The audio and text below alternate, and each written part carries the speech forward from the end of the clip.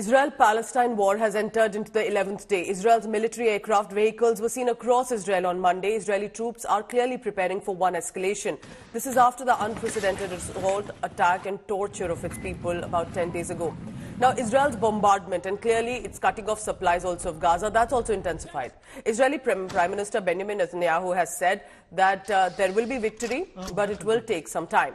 Having vowed annihilation of Hamas, it is totally unlikely that the Israeli ground offensive will be punitive, but it could be long. There is a reason that there could be some delay, but it could go on for some time.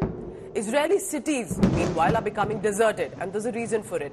The Israeli civilians are being evacuated to safer locations because there is anticipation of the war.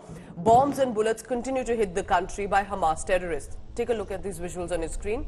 Different areas, even within Israel, where rockets are being fired and people are rushing to bomb shelters in order to not target innocent civilians. And remember, that's the focus for Israel. But Hamas terrorists, how can we ever forget, on 7th October went door to door, looking for civilians, killed the parents, took away and abducted the little babies. This was a residential neighborhood in the border. היעד שלנו הוא ניצחון. ניצחון מוחץ על החמאס, מיטוט שלטונו והסרת האיום שלו על מדינת ישראל אחת ולתמיד. התנאים לניצחון: אחדות ונחישות. העם מאוחד, הצבא מאוחד והנהגת המדינה מאוחדת בממשלת החירום הלאומית שהקמנו, וטוב שהיא קמה. The elderly, men, women, children, babes in arms, murdered, mutilated, burned alive. We should call it by its name. It was a pogrom. Mr. Speaker, the families of some of the missing are in the public gallery today. We call for the immediate release of all hostages. Yeah. And I say to them, we stand with you, we stand with Israel. Yeah.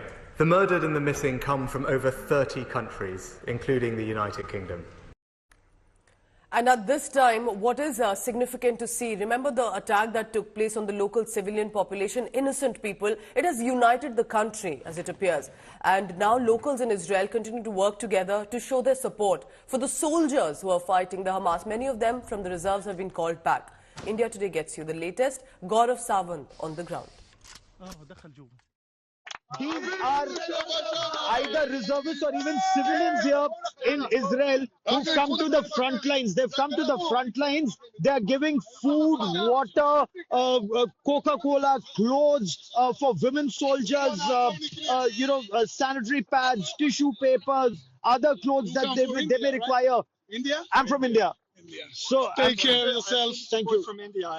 So thanks a lot for that. Not at all. Not at all. So all these people in their big cars, in their Porsches, in their BMWs, in their Mercedes, in their Volkswagen, they've all come forward to be a part of Israel's effort to fight Hamas terror.